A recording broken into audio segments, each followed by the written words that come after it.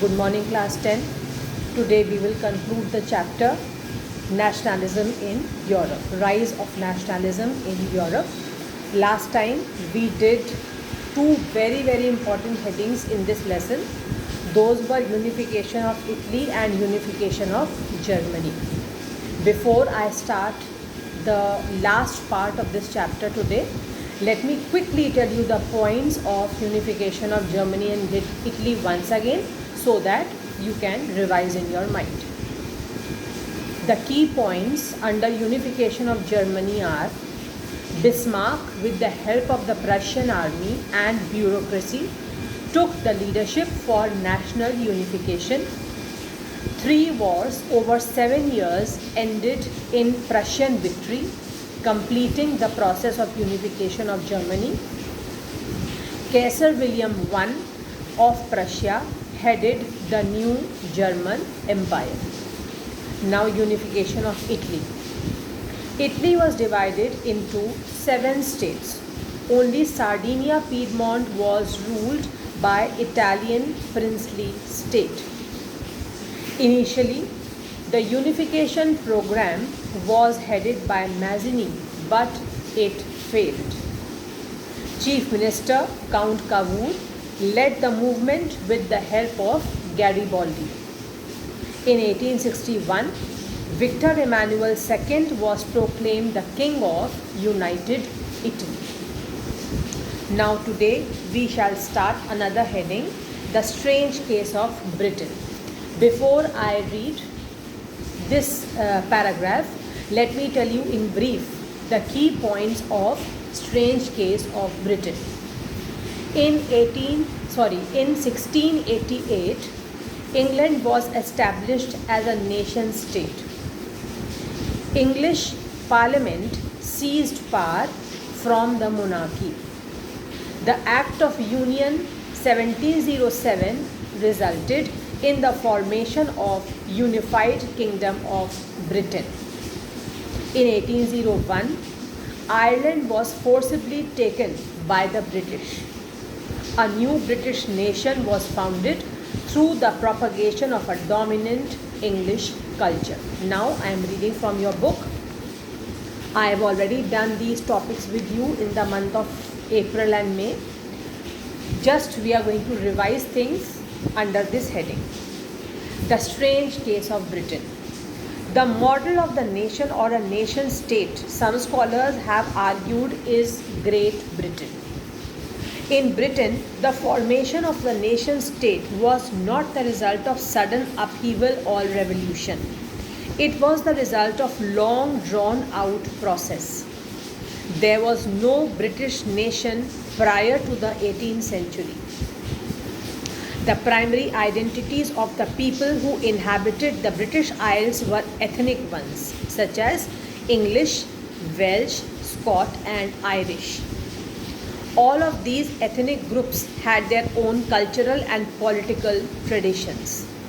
But as the English nation steadily grew in wealth, importance, and power, it was able to extend its influence over other nations of the island. The English Parliament, which had seized power from the monarchy in 1688 at the end of the protracted conflict, was the instrument through which a nation state with England at its center came to be forged. The Act of Union 1707 between England and Scotland that resulted in the formation of the United Kingdom of Great Britain meant in effect that England was able to impose its influence on Scotland. This you must underline.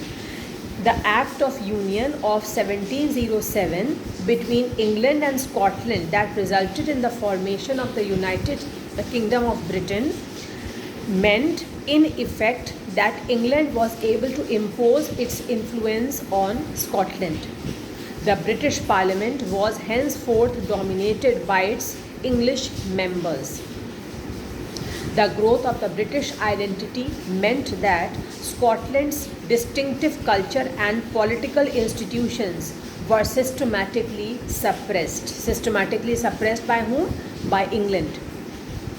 The Catholic clans that inhabited the Scottish Highlands suffered terrible repression whenever they attempted to assert their independence. The Scottish Highlanders were forbidden to speak their Gaelic language or wear their national dress, and large numbers were forcibly driven out of their homeland. So they were totally suppressed under England. Ireland suffered a similar fate. It was a country deeply divided between Catholics and Protestants. The English helped the Protestants of Ireland to establish their dominance over a large Catholic country. Catholic revolts against British dominance were suppressed. After a failed revolt led by Walton and his United Irishmen, Ireland was forcibly incorporated into the United Kingdom in 1801. A new British nation was forged through the propagation of a dominant English culture. The symbols of New Britain, the British flag, the national anthem, the English language were actively promoted, and the older nation survived only as subordinate partners in this union. Now, visualizing the nation. The page which I read just now, children, there is hardly anything which you have to learn. Just keep in mind the Act of Union of 1707 and try to learn that line which I have made you underline. Visualizing the nation. While it is easy enough to represent a ruler through a portrait or a statue, how does one go about giving face to a nation? Artists in the 18th and 19th centuries found a way out by personifying a nation. That means the nation was treated as a human identity, a human being. As we talk to human being, we speak about human beings. Similarly, nation was personified. In other words, they represented a country as if it were a person. Nations were then portrayed as female figures. Like in India also, we call India as our motherland. We address India as she or her, if there is any need to use such pronouns. That is why it is said that the nations were personified as if they were persons. Nations were then portrayed as female figures. The female form that was chosen to personify the nation did not stand for any particular women in real life. Rather, it sought to give the abstract idea of nation a concrete form. That means, in reality, these people were not talking about any women, but nation was given a concrete form. That means, nation was being talked about as a person, especially a female person. That is, the female figure became an allegory of the nation. See in this book, children, on this page, there is the meaning of allegory also given, which you must remember. When an abstract idea is expressed through a person or a thing, an allegorical story has two meanings, one literal and one symbolic.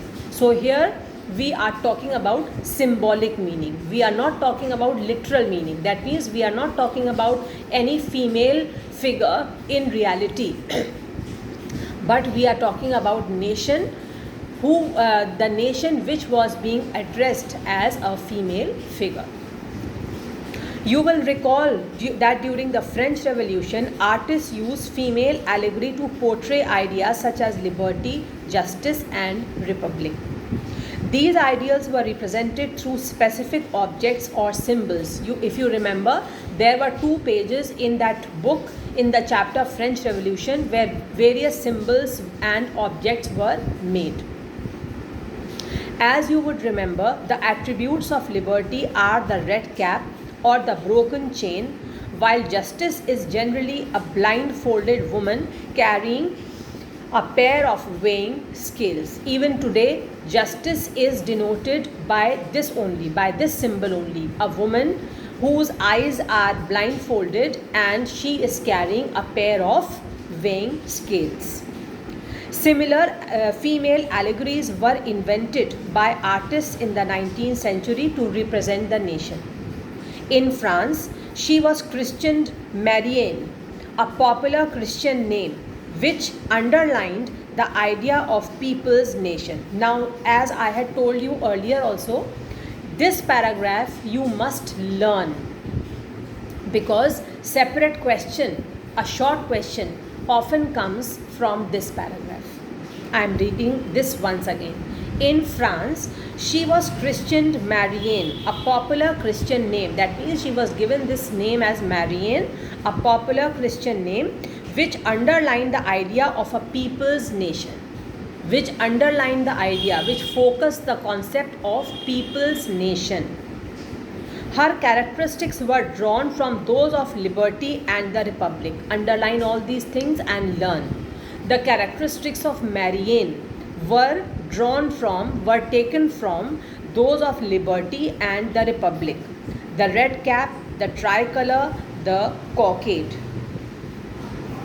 Statues of Marianne were erected in public squares to remind the public of the national symbol of unity and to persuade them to identify with it. All this you will have to learn if a question comes on Marianne.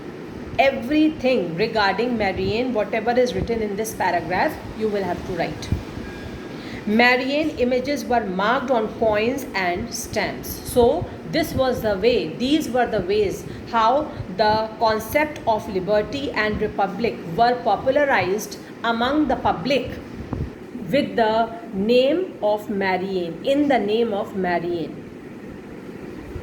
Similarly, Germania, this is another very popular name, and again you have to learn these last three lines. Germania became the allegory of the German nation. Underline and learn. In visual representations, Germania wears a crown of oak leaves. You can see the picture on this page. Germania is wearing a crown of oak leaves, as the German oak stands for heroism. So if a question comes on Germania, you have to write these last three lines. If a question comes on Marianne, you have to write everything in the previous paragraph, but generally the question comes on both. It's a combined question on Marianne and Germania, so you will have to write both the paragraphs. Next page. Next page has this picture, so we will not waste our time. Come to nationalism and imperialism. By the last quarter of the 19th century, nationalism no longer retained its idealistic liberal democratic sentiment of the first half of the century, but became a narrow creed with limited ends. During this period, nationalist groups became increasingly intolerant of each other and ever ready to go for war. The major European powers, in turn, manipulated the nationalist aspirations of the subject peoples in Europe to further their own imperialistic aims. The most serious source of nationalist tension in Europe after 1871 was the area called the Balkans. The Balkan was the region of geographical and ethnic variation comprising modern-day Romania, Bulgaria, Albania, Greece, Macedonia, Croatia, Bosnia-Herzegovina, Slovenia, Serbia, and Montenegro, whose inhabitants were broadly known as the Slavs.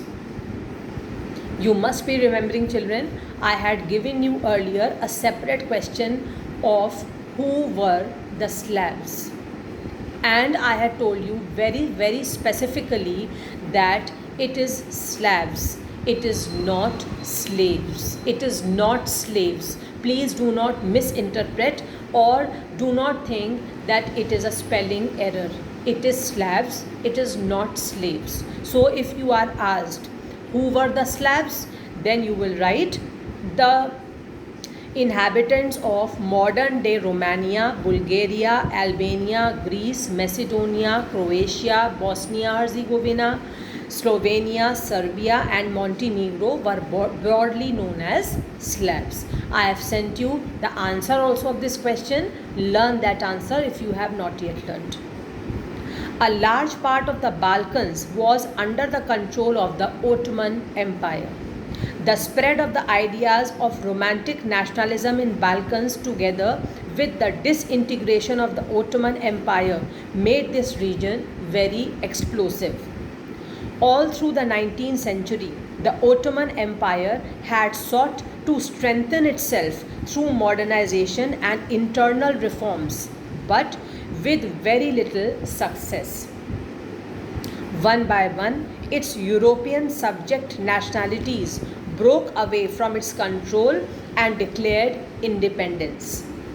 The Balkan peoples based their claims for independence or political rights on nationality and used history to prove that they had once been independent but had subsequently been subjugated by foreign powers.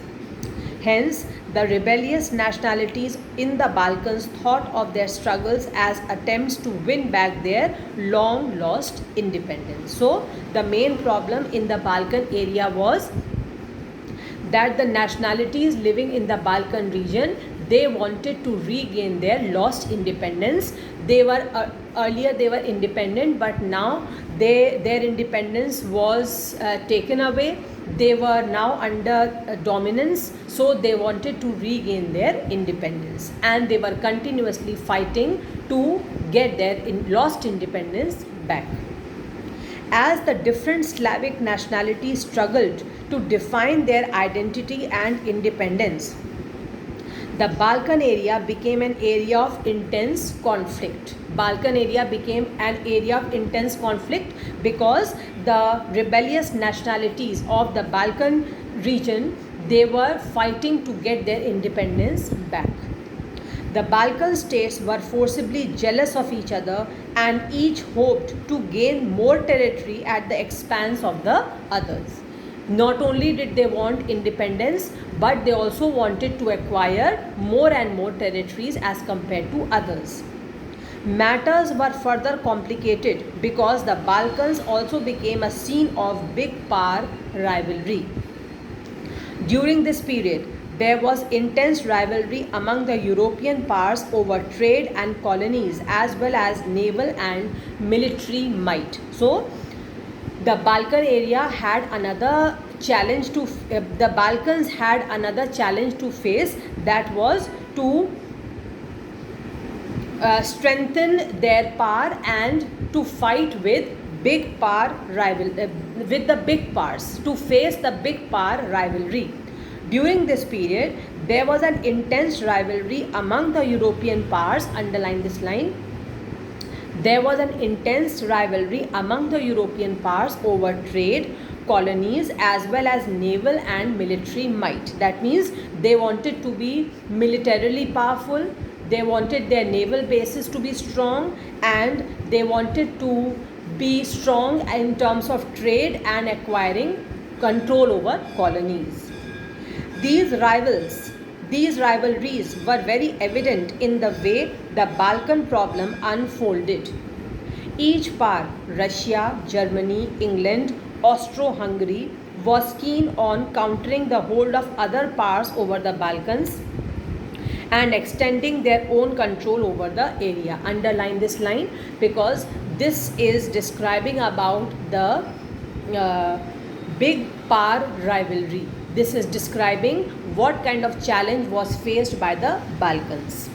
Each power, Russia, Germany, England and Austro-Hungary, was keen on countering the hold of other powers. That means they wanted to acquire their control over other powerful nations and also to extend their control over the area, to expand their control over the area. This led to a series of wars in the region and finally the First World War. So, this big power rivalry finally led to the First World War in 1914. Nationalism aligned with imperialism led Europe to disaster in 1914. But meanwhile, many countries in the world which had been colonized by the European powers in the 19th century began to oppose imperial domination. The anti-imperial movements that developed everywhere were nationalist, in the sense that they all struggled to form independent nation states and were inspired by the sense of collective national unity forged in confrontation with imperialism. They did not want imperialism, they wanted their own nation states to exist, they wanted their nationalist feelings to continue, and they did not want to be dominated by the imperial domination. European ideas of nationalism were nowhere replicated, for people everywhere developed their own specific variety of nationalism. It is written, European ideas of nationalism were nowhere replicated. That means European ideas of nationalism were not copied by other nations. Every nation, people everywhere showed their nationalist feelings in their own way. They showed nationalism in their own style. But the idea that societies should be organized into nation states came to be accepted as natural and universal. The idea that societies should be organized into nation states, that means the people wanted that the people belonging to the same race, same language, same regional background, they should form their own nation and name it as nation states. So the idea of nation states came and was accepted as a natural idea and a universal idea. And imperial domination was rejected. It was opposed. I think the chapter has come to an end. Yes. Now, before I conclude the chapter for today, just let me tell you the important things. Although I am not, when I am saying let me tell you the important things, please do not misunderstand. Everything is important. The whole chapter is very important. Do not misunderstand by the word important. The only thing is that some of the things are very, very important. So I am just telling you those headings once again so that you can give it a reading, and you should read the chapter time and again so that you don't forget the important concepts in the whole lesson, because the lesson is lengthy, and if you will read it several times, then only you will remember it. See, on the first page of the lesson, that is page number 5, I have made you underline many things. The main thing which is focused on this page is changes that were noticed in France. So this page you must read again and make your own short questions. In your rough copy, maintain a rough copy and write your own short questions according to you. What type of questions can come from this page? Write the answers also and learn it. Then one of the most important things that you can find in this lesson is Civil Code of 1804. The Napoleonic Code or Code Napoleon or Civil Code of 1804. It is given on page number 6. I have made you write everything in points. This is a very, very important question. Do not forget to learn it by heart. It is very important. Then come to page number 9. On page number 9, you must read and remember what did liberal nationalism stand for, how did what was the concept of universal suffrage at this time, and how did the idea of liberalism or liberal nationalism affect the economic sphere, what effect did it have on the middle classes, What effect did it have on men and women as far as suffrage was concerned? What is suffrage? Right to vote. So, page number 9. What did liberal nationalism stand for? You must read these things once again. I have already made you mark everything. Then come to page 10. You must revise a new conservatism after 1850. I am reading two important lines. What was conservatism? What was their belief? Conservatives believed that established traditional institutions of state and society like monarchy, church, social hierarchies, property and family should be preserved. They realized from changes initiated by Napoleon. So they said that modernization should be there, but we should not forget our traditions, our old customs, the old system which was existing in the society. Along with the old customs and traditions, modernization should be clubbed. Such a society was expected by the conservatives. Then you must read the first paragraph of page number 11, which is discussing about the Treaty of Vienna of 1815. Treaty of Vienna is very important, so please learn what is written in the first paragraph. I have made you underline, children. Please don't forget, underlined lines are very important. Then comes the revolutionaries. On page 12, we have studied about Carbonari, we have studied about Young Italy, we have read about Mazzini, Metternich. All these names you must know. Who was Mazzini, who was Metternich, what was Young Italy, who founded it. All these short questions, 1 mark questions can always be asked. Then one of you had asked me what was the July Revolution. The French Revolution of 1830 is also known as the July Revolution. So you don't have to confuse at all. Then romantic imagination and national feeling. Romantic imagination means how did the people express their love for their nation, love for their country, apart from fights and struggles. Getting into involving oneself into struggles, involving oneself into wars, all these were ways to show that they wanted, they love their nation. But culture and national feelings depicted through culture, this was also an important way of showing their spirit of nationalism.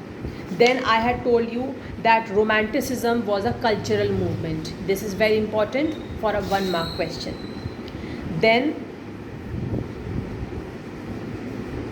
come to page number 17, the revolution of the rebels. Here only give one reading to those things which I have made you underline in the first paragraph. There is nothing much to learn here. Now comes another very important thing, that is the making of Germany and Italy. That day also in my previous class I had read the key points to you, and I had made you mark in the paragraphs which paragraphs you have to actually learn if you are asked about unification of Germany and unification of Italy. So these two answers you must learn by heart without fail. Don't forget. Then today we have read about the strange case of Britain. In this you must learn 2-3 lines about the Act of Union 1707. Then visualizing the nation. How was nation visualized? Like a female figure. The nation was personified as a person, and especially a female person. So here I had told you that you must learn everything word by word about Marianne and about Germania. Please learn this, because this is a very common question which is asked in the board exam. And in your on page number 26, You must know who were the Slavs. Learn this for a short question. And you must also learn the last paragraph, which is describing about the Balkan conflict and the conflict related to Big Power rivalry. The Big Power rivalry and the Balkan conflict both are discussed. So in the second paragraph and in the third paragraph, whichever lines you feel are describing the Balkan conflict in the second paragraph, underline and learn. And in the third paragraph, it is being described about the Big Power rivalry. Learn the Big Power rivalry. What was the problem? What was the rivalry? Rivalry between which nations? Everything is given very, very clearly. Learn it. Okay. Now in our next class, we will start a civics lesson. I have sent the PDF of the question and answers. You will write the question answers in your fair register. Half register history, first half history, second half civics. If you find that there are some common questions which were done earlier in April and May, and I am giving you once again, then you have to write only one answer. Whichever you think is a bit easier for you, you write that. But if you think that none of the answers are repeated, then whatever you have written earlier, let it remain. Don't write it again, but learn those answers also. And the answers which I am sending now, that you have to write in your fair register and be ready. You can be asked to bring your copy to school anytime to show, because we have to give you marks. Okay, so take care, revise everything, have a nice day.